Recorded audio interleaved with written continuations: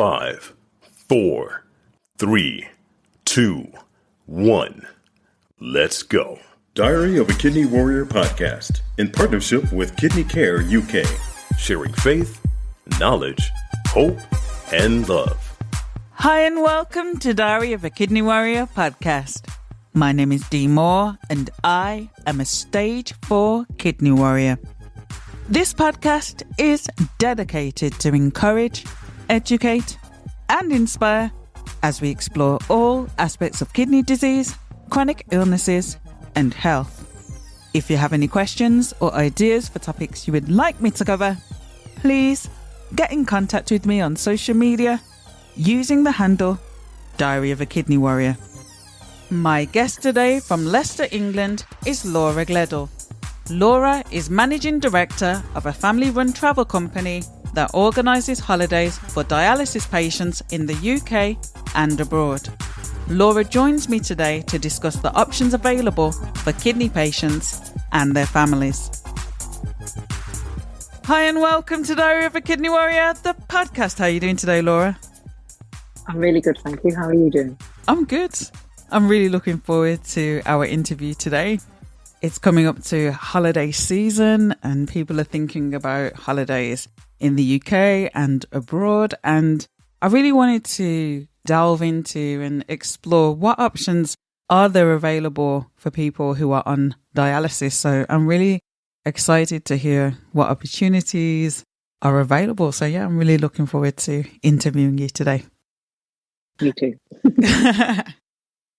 So you're Managing Director of a travel company. So tell me a bit about your company and what you do. So we have two elements to what we do. So we have our Broadside Freedom, the dialysis holiday specialist, which we are the UK's only holiday dialysis specialist company, organising dialysis travel for over 30 years now. And then also we have our partnership with Kidney Care UK, Dialysis Freedom, the UK side, and we help with organising dialysis away from base for UK patients within the UK, and that's a free service to organise around the UK. Right. So we'll first look at what's available in the UK. So you mentioned that you're in partnership with Kidney Care UK and the service is free, which sounds, when I hear the word free, my ears pick up and I'm like, ding, ding. Sounds really, really good. So tell me about that process. So if somebody wants to travel to somewhere in the UK, what would that process be? What does that look like? It can sometimes be challenging, but also there are circumstances when it's not, when it's easy. So our partnership with Kidney Care UK kind of formed from that I think it was becoming a little bit more difficult to find dialysis away from base in the UK, or how patients went about organising it. So sometimes there may be a member of staff within your home unit that can help you with organising dialysis away from base. You could have a holiday coordinator or a renal social worker or a nurse that deals with the holidays, but sometimes that isn't the case and there isn't anybody available to help you. So the service that we offer is a free service within the UK for UK patients and UK units. So the UK units can come to us as well if they are assisting their patients and use the service for free. So initially, someone could come to us. They might have an area already, in their mind that they want to visit in the UK. We have kind of better areas than others in the UK. So it isn't as straightforward as just going, I want to go to this area and we can get you slots straight away. But we'll always do our best to see what we can do. We'll always try to get the first choice. But we have kind of a selection of holiday units, so areas that are easier to get into that offer space throughout the whole year for holiday dialysis. And, there can be areas like Skegness, Bournemouth, the Lake District, Devon, Cornwall. And, there are other areas, London. So there are different options available to patients. And when they come to us, we would advise of those options. Or if they're visiting somewhere specifically for an event or a wedding or to visit family and friends, and then we will just see what's available in that area for them. So we try to take care of the whole of the process. So requesting the dialysis, booking the dialysis, providing the paperwork to their home unit. We liaise between the home unit and the holiday unit so that everything's complete before the patient travels, because obviously there is information that's required between the two to be able to dialyse that patient while they're there with them. So how much notice would you need in terms of booking a holiday? Notice periods can vary. We'd never give a set, it's got to be this amount of time. Some people's home units might like them to give them a certain amount of notice. We would usually advise a minimum of 4 weeks because there is a bit of organisation which obviously is needed, getting blood tests and things, ready and paperwork to be filled out. Ideally, that would be what we would say, but it can be done sooner if needed. So I'm aware that there's a swap scheme. So for people who aren't familiar with the swap scheme, could you tell them about that? Yeah, so within what we offer at Kidney Care Dialysis Freedom, we try to utilise holiday slots, but obviously they are limited as well. So once those holiday slots get booked up, there might not be any more space available. So we also try to utilise space via a swap scheme, which is something that we came up with to try to make more space available. So if a patient is travelling out of their unit, we ask if that space can be made available to somebody else that might want to come into the unit. Obviously, it could mean that if the patient going out didn't travel anymore and that was cancelled, so it is a bit riskier than a holiday slot, but we only really try to utilise the swap space if it's an area where space is a little bit more limited and we need to try and do what we can to find a space available. Yeah, because I was thinking within that, it sounds a case of someone's going away for whatever reason, so there's that space so someone can use it. But then there is the possibility, especially during COVID, of things being cancelled. And so if that person's space has been filled by someone else, you've now got the problem of, well, what happens to each of those people? So I'd imagine there's a lot of organisation that has to go into that to make sure it can go ahead. So how many destinations in the UK are there? Well, unfortunately, the COVID pandemic obviously reduced the number of areas. I think it's still something that's starting to get back to some form of normal or the new normal. So I think in terms of holiday, ones that solely provide, well, not solely provide holiday because a lot of them do dialyse their own local patients as well, but holiday options, there's about 30 units that offer actual holiday slots. And then obviously across the UK, there's lots more units than that. So if it's a unit that's not readily offering holiday dialysis, we will always contact them and say, we've had this patient who's interested, can you offer them a slot? So that's kind of how it works across other areas that don't make space available for holiday dialysis. So 30 doesn't really sound like a lot of units, given that I'd imagine there's hundreds of dialysis units across the country. So why are there so few options available? Yes, I think it's something that definitely needs more support and more consideration, that more units need to actively consider dialysis away from base. It's something that we have been working closely with Kidney Care with now for over 10 years. And, they have the same aim as us, that it really should be easier. There really should be more options, and some areas should be doing more to make that possible. A lot of units, obviously, there can be instances where it's an acute unit, so they can't offer holiday dialysis. And the majority of units may say they're at capacity or have staffing issues. There are issues within units in the UK with staffing and capacity. So in some instances, it just isn't possible to get a space because there isn't any. But there are areas, I think, where there is space that could be utilised better. So, yeah, definitely, I think dialysis away from base in the UK, it needs improvements and it should be easier for patients. So is there anything that we as patients can do to help that process, like writing to our MPs, for example? Is there anything that we can do to help? Yeah, I think definitely. I actually today had an MP email me that a patient has contacted them because there was, an incident where they've looked at an area and can't get in. Again, to visit family and friends and things like that, I think it is important. So I think if you do experience something like that, or even if you don't, that yes, we all need to maybe talk about it more and have those conversations and see how improvements can be made. Because yes, units are busy and staff are busy, but it still is an important thing. Dialysis away from base is important, whether it's for holiday work, visiting family and friends. It should be easier and it should be more accessible. So yeah, I do think we need to make more awareness of it. So yes, let's get behind this because it is important. Everyone should have the opportunity to be able to travel, see their family, things that people might not even think about and take for granted. So yes, listeners, let's get behind that and let's write those letters to our MPs and get behind this so everyone has the opportunity to travel. Yeah, definitely. I think, the service that we provide and we see that firsthand every day, the disappointment when you can't get somebody into an area that they want to go to or to visit, their family, it's difficult. And we will always try our best or to look for the next available. But if that's, a 2-hour drive, sometimes that's logistically not an option. So I do think, if we can all get together and make some improvements, hopefully, we can make a difference. So we've talked about the UK and the options and challenges that are associated with UK travel. So let's now talk about abroad. So what is the process of travelling abroad? What options are out there?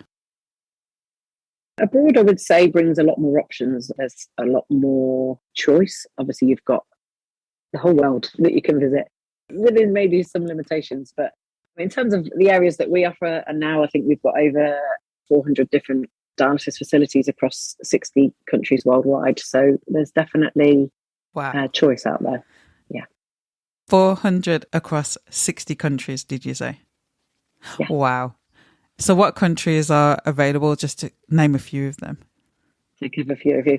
Our sort of most popular areas are within Europe. I'll talk a little bit about the EHIC and the GHIC, but within Europe, patients can receive treatment under the European Health Insurance Card, or what will be taken over the Global Health Insurance Card. And that little card, it's valid for 5 years, entitles you to reciprocal treatment, and within EU accepting, countries and units. So your areas like Spain, Italy, France, Greece, Portugal, to name a few. Outside of the European Health Insurance Card or Global Health Insurance Card, we have further afield, worldwide, Caribbean, America, Bali, Singapore, Australia. There's lots of different areas and choices. We also have a reciprocal agreement with Australia. So that's not under the EHIC card, but we have a reciprocal Commonwealth agreement with Australia. So patients can get up to 12 treatments a year in Australia covered under the reciprocal agreement. So there's definitely lots of options available. So you mentioned the European Health Insurance Card and the Global Health Insurance Card. So how would you get that card and how much is it to get the card? The card is free, so you can apply via the NHS website. If you just put in a Google search EHIC or GHIC card, it will come up and show you again the countries listed under the reciprocal agreement. But to apply online, I think you just need your NHS number and maybe name and date of birth. And it comes out in the post to you. It's free, and they're valid for 5 years at a time. You may already have the European Health Insurance Card, and they're still valid, but post Brexit, the Global Health Insurance Card is taking over and the EHIC. So while that goes through, so any valid EHICs are still valid to their expiry date. And if you applied for a new one, you would get the Global Health Insurance Card. But it still works the same. So yeah, it's completely free and you can apply on the NHS website. And I'd recommend getting that even if you don't need dialysis, because it does cover you for a certain amount of treatment, when you travel under the reciprocal agreement. However, I would always say to look at holiday insurance as well. We always recommend that clients take out holiday insurance before they travel. There is limitations to the reciprocal agreement, the Global Health Insurance Card or European Health Insurance Card, and they don't cover things like repatriation if you need to come home from a holiday, if you need to cancel before you go. So holiday insurance is something that is very important and something that we would always recommend that people take that out. We do recommend companies, you're welcome to shop around and have a look as well, but it's definitely something that's really important. Yeah, because in terms of insurance, and that was going to be my next question actually, you recommend having the additional travel insurance on top of the card because not everything is covered. And I think it's something that I've seen online when discussions are taking place about travel. People are concerned, can I even get insurance to travel because of my pre-existing conditions? But you said that you actually have companies that you recommend and do cover people. Yes, there's lots of companies that cover for pre-existing conditions. Usually what happens is it's like a screening. Most companies now, you can even do it online with them or over the telephone. So there's questions that are asked about your pre-existing conditions. You declare them, which you should declare all of them. because then you'll be covered for all of them. And then what happens is you then get your quote to cover you for the pre-existing conditions. I think as well on the Kidney Care website, they've got a new travel hub, and that also has a list of patient recommended insurance companies that other kidney patients have used. So that's also a good resource to look at. The other thing that I was thinking about is, I mean, you mentioned Australia, so that kind of answers my question. You know, is there a limit in terms of the hours travelled it takes you to actually get to the country if you're on dialysis, and factoring that into everything? But if you can travel to Australia, which is like 24 hours journey, I think, then clearly it is possible. So really, the world is your oyster, really. Yeah, definitely. I think, areas that are a bit further afield may take a little bit more planning in terms of planning your travelling around your dialysis days and then your days that you're going to be dialysing while you're on holiday. But it's definitely, I think, anything's possible. You've just got to plan it. So for anybody that would like to contact you because they want to have a fantastic holiday in the UK or abroad, what are the contact details? So for UK side, Kidney Care UK Dialysis Freedom, our website is dialysisfreedom.co.uk. The phone number there is 01509 808 668. We've got a contact form on the website, and you can search the units that are on our database in the UK side. And then for abroad, Freedom, the dialysis holiday specialist, our website is holidaydialysis.co.uk. And the phone number there is 01509 815 999. Thank you. And could you say the numbers again for the listeners? Yeah, so for the UK side, it's 01509 808 668. And for abroad, it's 01509 815 999. Thank you. So, do you have any top tips for dialysis patients who are travelling? Yes, we have a few that we would sort of always recommend. First, that you have a chat with somebody at your home unit or your consultant just to check that you would be considered fit to travel. Something that's quite important, first step. And then once you have that, you can look at the options available to you. So whether it's abroad or UK side, you might have an area that you have in mind that you want to travel to, or if you're open to options, then, explore those options, have a look round. There are people that provide the service like we do. You may have somebody at your home unit that could support you with that. Looking at the areas you want to travel to, considering, accessibility sometimes in resorts, destinations abroad, if you need to consider that. Again, it's something that we can help and advise on. Talking to your home unit, there's obviously sometimes a bit of medical information and things that's required for the request. So to give a little bit of time, if you can, to get things organised. Looking around at holiday insurance options, holiday options, and I think that's just about it on the tip wise. Thank you. And do you have a final word for the listeners? Yes, I think I would just like to say, we're here to help if we can. We've got the UK side that's a free service, and we'd love to be able to help more UK patients and units with dialysis away from base in the UK. And I think more that use the service will see the benefits of it, and hopefully that might open up some more options with units accepting patients as well. And abroad, there's lots of options out there. I know COVID's impacted all our lives, and hopefully things are starting to look a little bit better. There's a lot of people that haven't been anywhere for a very long time. So yeah, we're just here to help, and hopefully we can make travelling with dialysis a little bit easier. Thank you.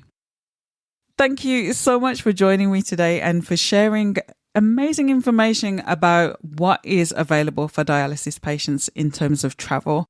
I know it'll be very encouraging for people to find out that there are so many options out there, and especially abroad. Like they can go on a luxurious holiday abroad. So that sounds amazing. But also a challenge as well for patients in the UK. If you're not able to travel to the destination that you would like to travel, then let's get behind that and write letters to MPs so that we can hopefully get more options out there for more patients to be able to travel to their destination of choice. So just throwing a final challenge in there, write to your MP, speak to your dialysis units. Let's see what we can do to make things even better and open up even more options. So yes, thank you again for joining me. Thank you, Dee. I've really enjoyed it. Thank you for listening to Diary of a Kidney Warrior podcast. And don't forget that you can contact me on social media using the handle Diary of a Kidney Warrior. Please do subscribe to the podcast and please do tell a friend. New episodes of this podcast are released every other Monday. Until next time, take care and choose to live. Diary of a Kidney Warrior, sharing faith, knowledge, hope, and love.